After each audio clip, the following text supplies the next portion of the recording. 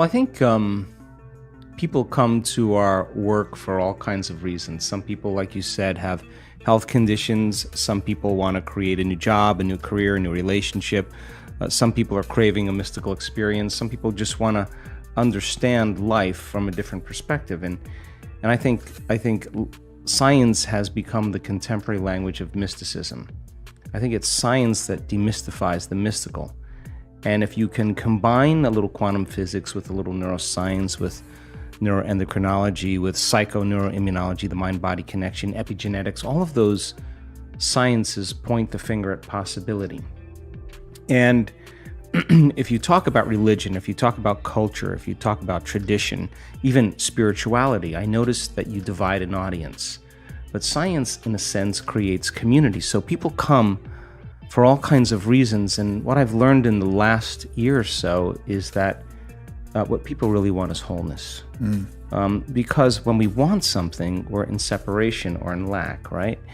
And so when we started experimenting with doing different scientific measurements, one of the things we started to notice is that when a person somehow connects to something greater, and that has a influence on their nervous system, the side effect is that they feel so whole, so rejuvenated in that moment, so blessed by life in that moment from an inner experience that it's impossible for them to want. I mean, how can you want when you feel whole, right? And so when we started looking at heart coherence and we saw this tremendous changes in people's ability to be able to sustain a state of mind, a feeling in their heart for an extended period of time, we have data to show you could be sick and do that.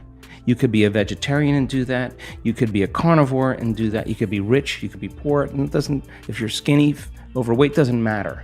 Once you learn that skill of self-regulation and being able to experience a greater level of wholeness, that if you can create from wholeness instead of separation or lack, you can produce greater effects on the nature of reality. So we came from singularity, and when you're oneness or when you're source, there's no separation between cause and effect. Your thoughts create experiences when you're in oneness. We journey down the density, and now we're really separate from source.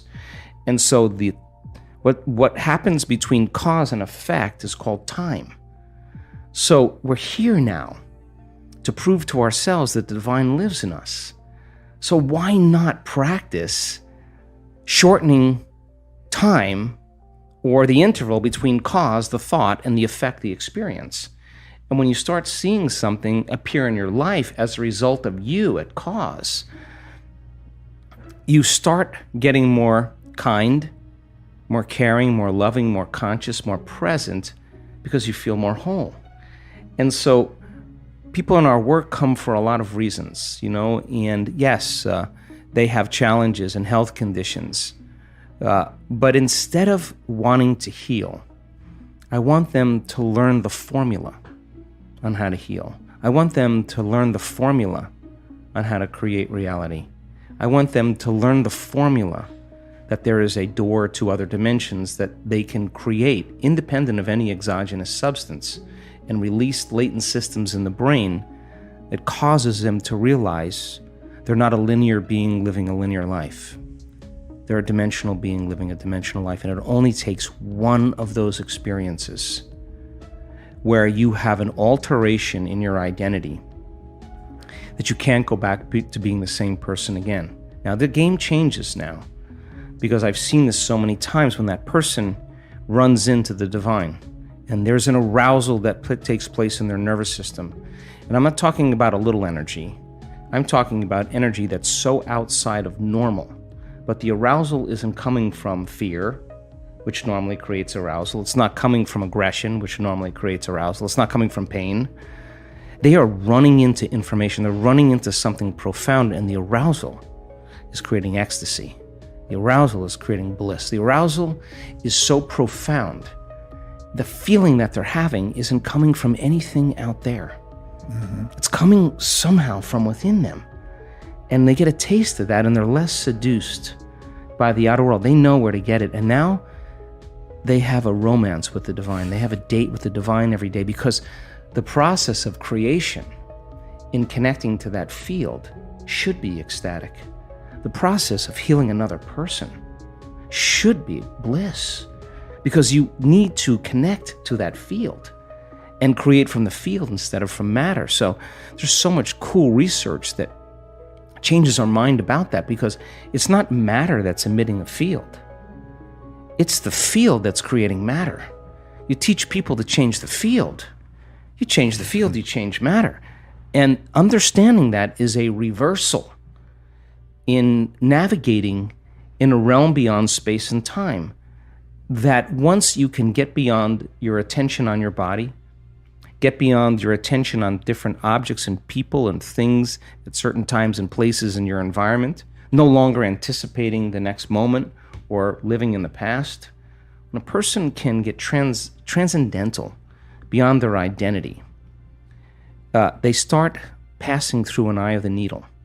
And that is their connection to that unifying field, that invisible field of energy that actually is connecting everything physical and material. And you can't use your senses when you're there. In fact, when you are there, there's a whole nother set of rules to execute in. There's no place to go. How could you go if there's no space? If there's no space, there's no time. Every thought has a frequency, and being able to create from that place is why we're here. And so then, when you see a person feel whole, and we measure their oxytocin levels, it's not just a little oxytocin. The oxytocin is 200 times normal, and oxytocin signals nitric oxide. And nitric oxide signals a chemical called endothelial-derived relaxing factor, and that causes the arteries in your heart and your lungs to literally open up. And just like your sexual organs get engorged with energy and fluid and blood, when that center is aroused, with the same intensity, you have a fullness in your heart. It's physiological. And when oxytocin is released, it's impossible to hold a grudge. You cannot hold a grudge, because you wouldn't want to trade this feeling by judging another person. You wouldn't want to trade this feeling for any condition in your environment. And this is the beginning of unconditional love. This is the beginning of our divinity. So when you have all this energy in your heart and oxytocin levels are elevated, this is a different consciousness. Now, the only thing you want to do is give. You want to say, I feel so amazing, and I want you to feel the way I feel. So here, I'll give this to you. So now people come to our work to help others. People come to this work because they're not so interested in the material things, although if it got them here and they learn the formula and they learn how to create, once you get that, now that game's over. Now you want to make a difference. You want to leave a legacy. You want to contribute. You want to help somebody. And we bring children in at the end of the event and we heal them of really serious health conditions. And we have really profound and prestigious universities in the United States saying, what in the heck are you guys doing? Like, we want to come and study this because it's so phenomenological. Now you're being a part of something great. So yeah, it may be the sports car, it may be the new relationship, it may be healing your body, but then when that happens, now what? What are you going to do now? Exactly. I mean, what are you going to do when you have everything? What are you going to do now? The next thing is, how am I going to make a difference? We're wired to care for one another, to be kind to one another, to heal one another, to shine for one another, so to show other people they can shine. That's what the living organism does when they're not in fear. They're not in aggression and hatred and prejudice and all those things that create division. So when that person runs into that experience of the divine and their brain goes into an aroused state of gamma, they're getting a biological upgrade. I can guarantee you that some health condition will be eliminated because they just ran into wholeness, and their body will become more whole. So they could do all the diets, all the chemotherapy, all the nutrition, everything, and they're handling that health condition matter to matter. And when you change that, anything in your life matter to matter, there's a long space between cause and effect, between thought and experience. It's sometimes so long you forget what your dream was. Mm-hmm. But when you run into it and you produce an immediate effect, now you're doing it in no time. It's happening in the moment. And if you can capture that, and you see the brain go into these elevated states of coherent gamma patterns. 200, 300, 400, 500 standard deviations outside of normal. That person can't make their brain do that. That's a subjective experience that we're capturing objectively. And we say to that person, what was that? And it's ineffable. They don't have the words to describe what a mango tastes like. They don't have the words to describe what the divine is. You got to just experience it.